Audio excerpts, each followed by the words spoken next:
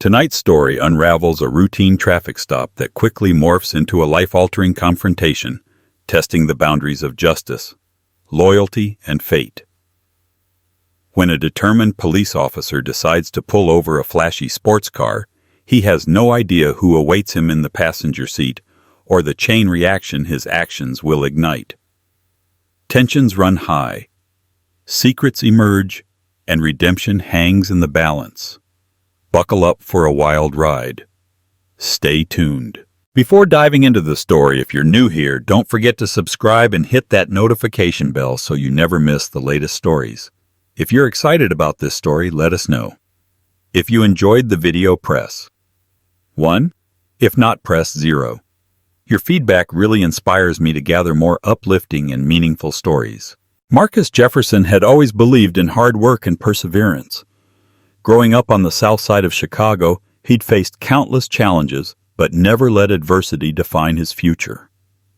As the evening sun dipped behind the skyline, Marcus found himself cruising down Lakeshore Drive in his newly acquired black Lamborghini Aventador. It was the result of years of sweat sacrifice and unwavering determination, a well-deserved treat to celebrate his recent promotion at Google's downtown headquarters. The engine purred like a caged beast, turning heads from passers-by and fellow drivers alike. Beside him sat an enigmatic passenger face obscured by the dim light reflecting off tinted windows. Marcus kept glancing toward the passenger seat, a subtle smile tugging at his lips. Tonight he was on a mission. He had promised this passenger an unforgettable evening complete with a reservation at the Michelin-starred Alinea and a potential nightcap at the Drake Hotel's iconic bar. There was a nervous, almost electric energy in the air, like the city itself was holding its breath. Everything felt possible. As they passed Grant Park, the passenger finally spoke in hushed tones, expressing excitement about seeing the city's nightlife. Marcus nodded enthusiastically, eager to show off the glitzy side of Chicago that he had only recently been able to afford. But neither he nor his companion realized how quickly a single red and blue flash in the rearview mirror would change the course of the night and perhaps their entire lives. Officer James Turner was known among his peers for being overly strict and at times confrontational during traffic stops. Some officers quietly whispered that he let his personal biases cloud his judgment. Others simply brushed off his behavior as tough policing. On this particularly warm Chicago evening, Turner was parked behind a billboard off Lakeshore Drive, scanning the roads for speeders. His patrol car's engine idled restlessly, and his partner for the night, a rookie named Daniel Hayes, sat tensely in the passenger seat, clutching a cup of lukewarm 7-Eleven coffee. The moment Turner's radar beeped, he spotted the sleek, low-slung silhouette of a Lamborghini flying by. The license plate read Gurindy SWG, a vanity statement that rubbed Turner the wrong way. Immediately, he flipped on the siren, shifting into gear and gunning the accelerator. He glanced at Hayes with a grim expression. In his mind, no one needed to flaunt their wealth quite so blatantly, especially not on these streets. Hayes, sensing the tension, fidgeted uneasily. He'd heard stories about Turner's methods. He tried to remind himself that following protocol was the best way to avoid trouble, but an uneasy feeling gnawed at his stomach. Something about this stop didn't feel like it would be routine. The roar of the Aventador's engine dissolved into the steady wail of sirens closing in behind them. Marcus threw a quick glance at his speedometer. He'd been pushing the speed limit in his excitement. With a resigned sigh, he lifted his foot off the gas and signaled to pull over near a row of parked cars. The Lamborghini's engine rumbled in protest as he brought it to a halt. Tension filled the cabin, and Marcus could feel his passengers stare, a mixture of concern and curiosity. While Marcus fished for his driver's license and insurance, his passenger adjusted a sleek black cap, tilting it lower over their eyes. Marcus wondered briefly if they should reveal their identity now or wait until asked. Before he could decide, the glare of the patrol car's headlights illuminated the interior. Moments later, Officer Turner and Officer Hayes stepped out, each approaching a side of the vehicle with flashlights drawn. Marcus lowered his window and placed both hands on the steering wheel, just as his father, an ex-Marine, had taught him. Even though Marcus had done nothing egregiously wrong, a familiar jolt of fear tinged his calm demeanor. Past run-ins with law enforcement had left him on edge. Officer Turner's voice cut through the silence like a cold knife. "License, registration, and proof of insurance," he barked, ignoring the customary greeting. His flashlight beam lingered on Marcus's face before drifting toward the passenger, who remained motionless. Marcus handed over his documents quietly, praying the stop would be quick and uneventful. The officer glanced at the license, noting Marcus's name, then raised an eyebrow at the crisp Google ID badge resting on the passenger seat next to him. "Took a wrong turn on your way home from a board meeting, did you?" Turner sneered. Marcus's jaw tightened. He had heard comments like this before, laced with cynicism and subtle prejudice. However, tonight he refused to take the bait. Instead, he responded politely that he was celebrating a personal milestone. Turner snorted, turning his attention back to the passenger. Hayes, standing on the other side, observed everything quietly, noticing the tension in the air as thick as the humidity clinging to the Chicago breeze. Suddenly, Turner leaned forward, shining his flashlight directly into the passenger's face. The passenger lifted a hand to shield their eyes, but not before Turner caught a glimpse of something that made his own eyes widen with recognition and immediate panic. Officer Turner stepped back so abruptly that he nearly collided with Hayes. "What the?" he muttered, heart pounding. The passenger calmly lowered their hand, and in the beam of the flashlight, Officer Turner recognized the outline of a highly recognizable figure, Mayor Catherine Miller, the newly elected leader of Chicago. She was known for her sweeping reforms, especially her staunch stance on racial equality and police accountability. Her face was partially concealed by the cap, but her unmistakable features and the confident stare left no doubt as to who she was. The blood drained from Turner's face, and for a heartbeat he froze in disbelief.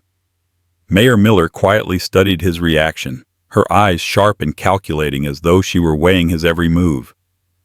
Marcus watched the officer's transformation from hostile to petrified with a mixture of relief and concern. He had anticipated that revealing his passenger's identity might diffuse any tension, but he hadn't expected such an extreme response. Hayes, meanwhile, seemed equally stunned, mouth slightly ajar, as if he couldn't decide whether to salute the mayor or run for cover. In that single moment, the balance of power on Lakeshore Drive dramatically shifted in a way none of them had anticipated. Turner cleared his throat, trying to regain composure. "Madam Mayor, I didn't realize." He stumbled over his words. The mayor raised a hand, signaling him to calm down. Her voice was steady and calm when she spoke. "Officer, I'm certain you have your reasons for pulling us over. Proceed as you would with any other citizen." She then offered a small, polite smile. The subtext of her statement was crystal clear. Her presence was a test, and how the officers handled it would reflect not only on them, but on the entire force. Marcus exhaled slowly, some of the tension leaving his body. However, Turner was visibly trembling under the weight of the situation. He forced a formal tone. "Yes, of course, Madam Mayor." He glanced at Marcus's license again, cheeks flushed with embarrassment. At that moment, Hayes stepped forward, cleared his throat, and spoke with measured politeness. "Sir, do you know why we pulled you over?" Marcus nodded. He admitted he was driving a bit over the speed limit, explaining that he got carried away with the excitement of the evening. Hayes looked relieved at the honest response, but Turner's anxiety only grew. He couldn't shake the fear that he'd been caught in a precarious, potentially career-ending predicament. As if on cue, the police radio crackled to life inside the patrol car. Another officer was calling for backup on a different stretch of Lakeshore Drive. Apparently, there'd been a hit-and-run incident near Soldier Field. The voice requested all available units to respond. Under normal circumstances, Turner would have ended this stop quickly to provide assistance. But tonight was anything but normal. With the mayor literally in front of him, he was torn between his duty to answer the call and his desperation to handle this PR minefield with care. Mayor Miller, catching the radio chatter, said softly, "Officer, you should respond to that. We can handle our traffic discussion later if necessary." Turner hesitated. The last thing he wanted was for the mayor to file a complaint about him abandoning a lawful stop or about his earlier hostile attitude. Yet ignoring a backup request was also out of the question. Before he could answer, another voice came over the radio, this time stern and urgent, calling for all cars in the vicinity. Hayes, still standing beside Marcus's window, shot a glance at Turner. The rookie's instincts were telling him they needed to go, but he also sensed Turner's fear. In a split second, Turner made a decision that would set off a devastating chain of events. He motioned for Hayes to stay behind and keep an eye on things, then turned and sprinted to the squad car intending to respond to the backup call on his own. The red and blue lights vanished into the distance as Turner sped away, leaving Hayes alone with Marcus and the mayor. A bizarre silence settled over them, broken only by the gentle hum of the Aventador's engine. Hayes cleared his throat awkwardly. Sir, Madam Mayor, I guess it's just us now," he said with an apologetic shrug. Marcus noticed the faint tremor in the rookie's hands, a sign that he too was uncertain how to handle this unprecedented situation. Mayor Miller calmly thanked him for staying and suggested they continue with the standard traffic stop procedure. Hesitantly, Hayes requested that Marcus exit the vehicle so they could discuss the violation. Marcus complied, stepping out into the warm Chicago night. Despite the bizarre turn of events, he remained respectful toward Hayes, recognizing that the young officer was simply trying to do his job. Meanwhile, the mayor also stepped out, removing her cap and letting her hair cascade freely. The subtle shift in her demeanor signaled she was ready to use her position if needed. Just as Hayes began to write out a warning, a deafening screech of tires filled the air. Heads snapped around to see another vehicle, a battered white Ford pickup, careening around the corner, speeding straight toward them. In an instant, the precarious calm shattered. The pickup truck, with its headlights off, barreled forward in a wild arc. Hayes yelled for everyone to get out of the way. Marcus instinctively grabbed the mayor's arm and pulled her toward the curb. The truck missed the Lamborghini by inches, swerving wildly as though the driver had lost control. Sparks flew as the truck's side scraped against a concrete barrier, leaving a trail of twisted metal behind. Hayes, heart pounding, called into his shoulder radio, but Turner had already taken their squad car, leaving them stranded. To make matters worse, the pickup came to a shaky halt a few yards away, engine hissing and hood crumpled. Marcus watched in shock as two figures flung open the doors, stumbling onto the pavement. One wore a blood-stained shirt, clutching a side wound, while the other appeared agitated, scanning the area with frantic eyes. It was clear they'd been in some sort of violent encounter before arriving here. Mayor Miller quickly positioned herself behind Hayes, her eyes narrowing with concern. The tension ratcheted up when the driver spotted the mayor. A flicker of recognition crossed his face, followed by raw panic. He hissed something to his partner, and the pair took off on foot toward an alley, leaving the wrecked truck behind. In the aftermath of the near collision, Hayes, Marcus, and Mayor Miller found themselves in a sudden crisis that extended far beyond a mere speeding violation. "We have to go after them," Hayes declared, adrenaline pumping through his veins. He glanced at Marcus's sleek Lamborghini. Typically, you wouldn't chase criminals in a luxury supercar, but with their own squad vehicle gone, the options were limited. Hayes reached for his radio again, only to be met with static. Something was interfering with the signal. Perhaps the tall buildings, or even damage from the abrupt collision.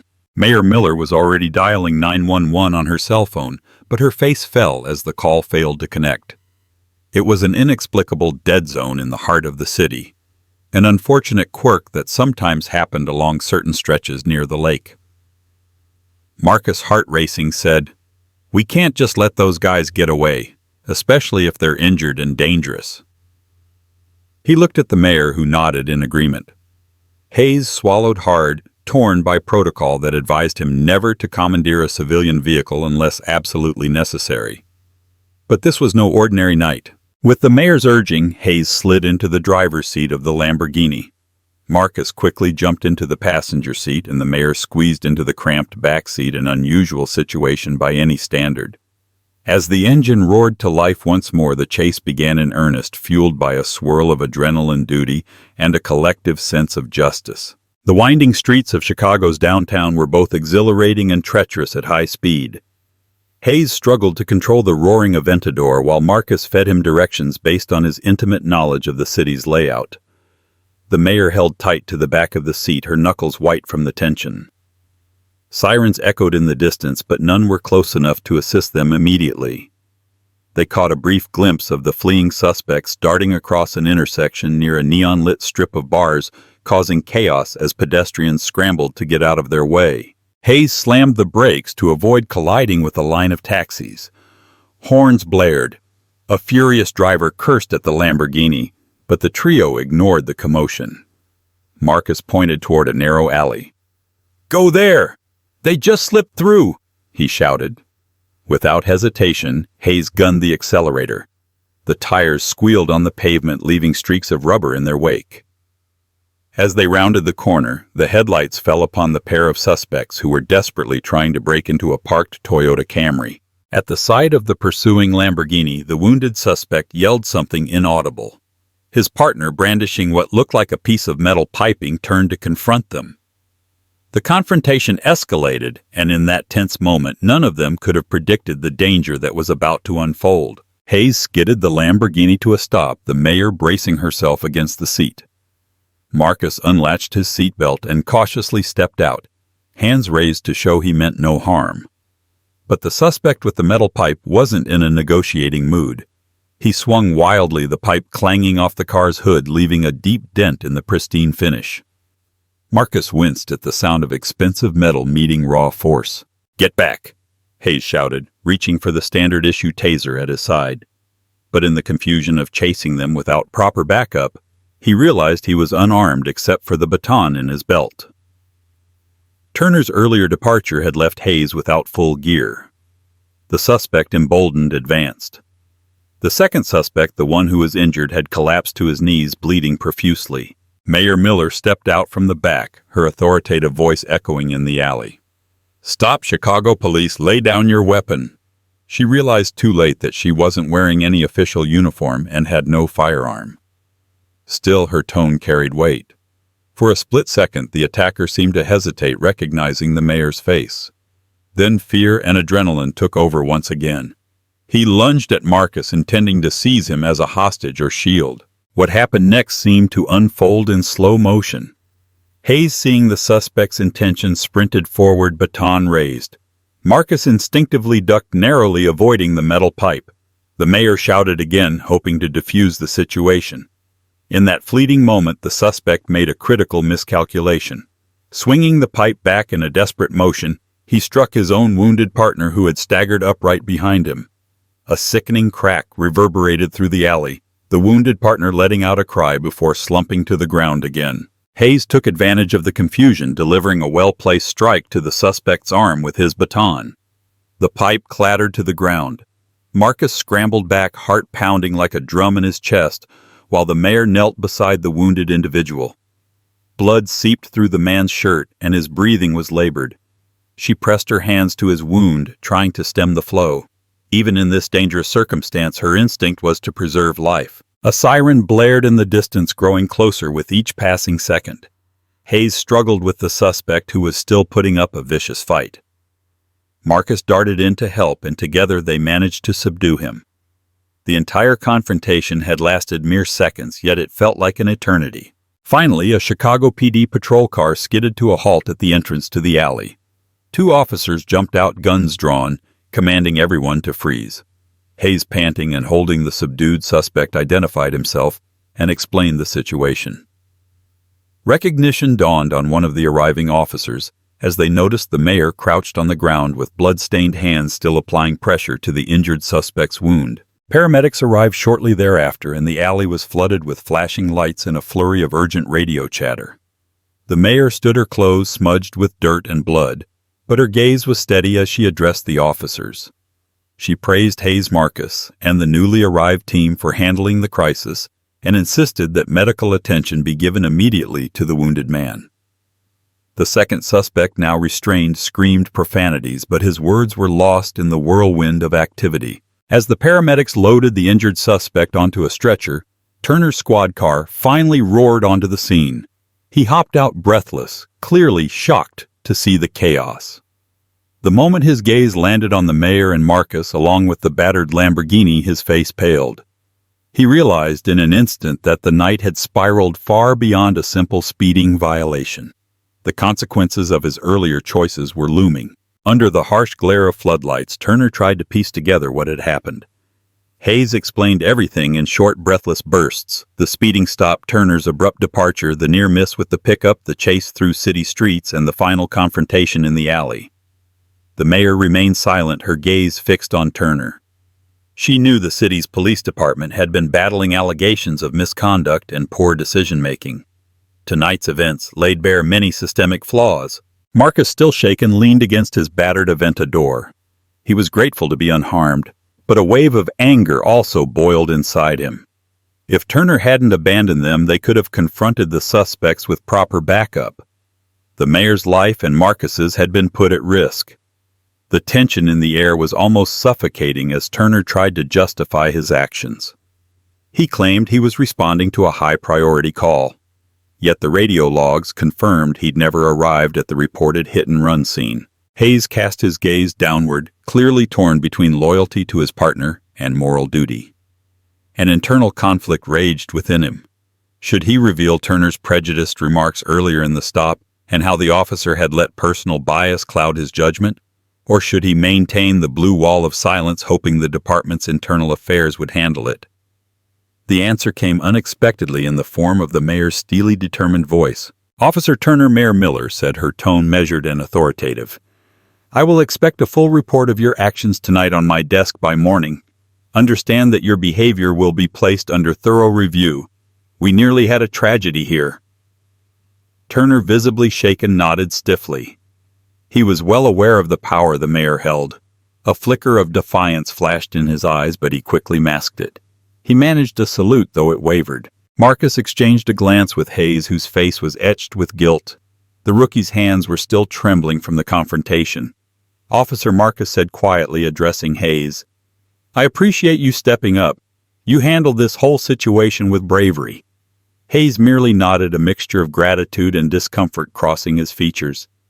He was too wrapped up in the moral quagmire of the night to fully accept the compliment. Just then, a detective in a dark suit and an ID tag that read, "Detective Alicia Ramirez," arrived. She began taking statements, starting with Hayes and Marcus.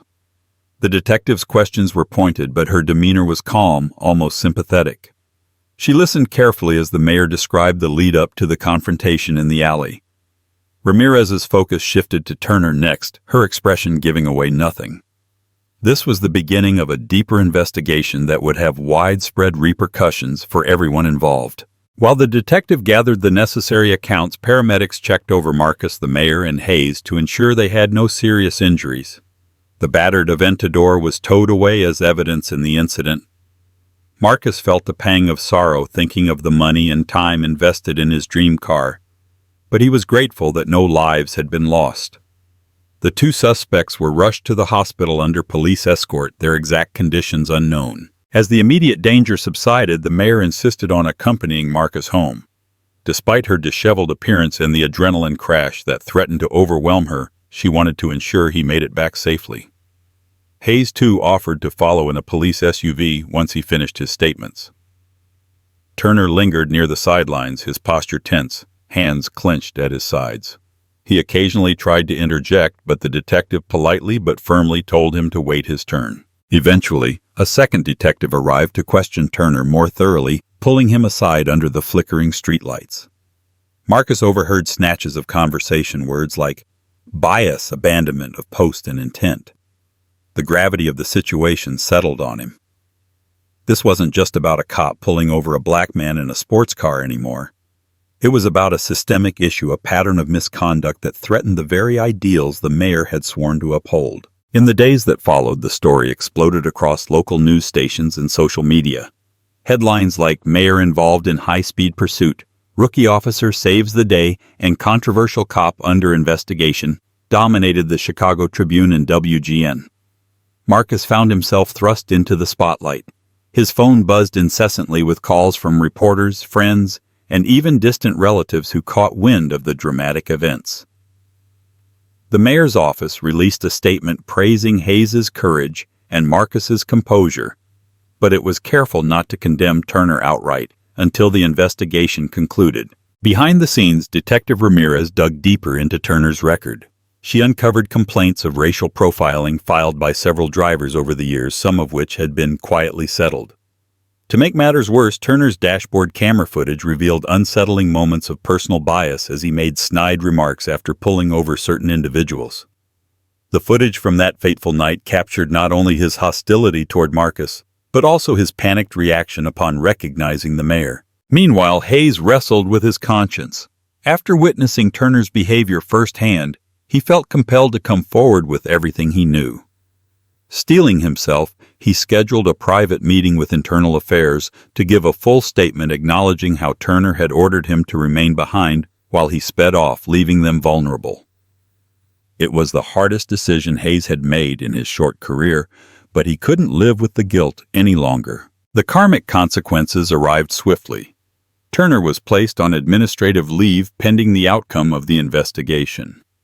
Public sentiment skewed heavily against him once the media uncovered his past infractions. On the other hand, Hayes was lauded as a hero, albeit a reluctant one.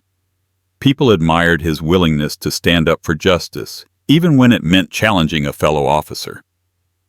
The mayor personally commended him in a press conference, citing his actions as an example of the new era of accountability she hoped to bring to the force. Marcus, for his part, tried to return to normal life. Yet everything had changed. He found himself recognized on the street, sometimes approached by strangers who thanked him for standing strong in the face of potential injustice. The scuffs, scratches, and dents on his once pristine Aventador were a reminder of how fragile safety and peace truly were. Even though insurance covered most of the repairs, the night's events left a scar that ran much deeper than any physical damage. In a decisive move, Mayor Miller announced a citywide review of police conduct policies and training programs. She leveraged her own harrowing experience as a wake-up call for the entire department. Turner's case became a linchpin, a cautionary tale of what happens when personal prejudice and negligence go unchecked. The city braced itself for reforms, and for the backlash that inevitably follows any sweeping change. In a final twist, the wounded suspect who had collided with the metal pipe in the alley turned out to be a key figure in a larger criminal enterprise plaguing Chicago's South Side. His arrest and subsequent decision to cooperate led detectives to dismantle a notorious stolen goods ring that had been funneling illegal weapons and contraband through the city. As fate would have it, the chaos of that night sparked a sequence of events that ultimately made the streets a little safer. 6 months later, Turner was officially dismissed from the force. Internal Affairs had concluded that his actions constituted dereliction of duty, and the public outrage made his continued employment impossible. Hayes, promoted to a full-fledged patrol officer, humbly accepted an award for valor. Marcus continued his successful career at Google, occasionally collaborating with the mayor's office to promote community programs in underprivileged neighborhoods. He and the mayor maintained a respectful friendship bonded by an experience neither would ever forget. And so, in the city of Chicago, where the clang of ambition meets the hum of everyday life, one late-night traffic stop became more than an inconvenience. It became a catalyst for change, a testament to the power of doing what's right, and a reminder that karma catches up with everyone in the end. Despite the media frenzy dying down, Marcus couldn't shake the memory of that nerve-wracking night. At times, he found himself gripping the steering wheel of his freshly repaired Lamborghini with white-knuckled intensity, half expecting flashing lights to appear in the rear view. Yet each day brought new revelations of hope. The mayor's mandate for better police training yielded promising results in some districts. Officers were required to attend community outreach events, building bridges with neighborhoods once marked by distrust. Church basements, school gyms, and local Starbucks became informal meeting grounds for dialogues on policing and prejudice. Mayor Miller's steadfast leadership garnered both praise and resistance. Some officers resented the new protocols, feeling their authority was being undermined. Others embraced the change, relieved that a fresh approach to policing might strengthen their bonds with the communities they served. Hayes continued working the streets, often patrolling neighborhoods that Turner had once prowled.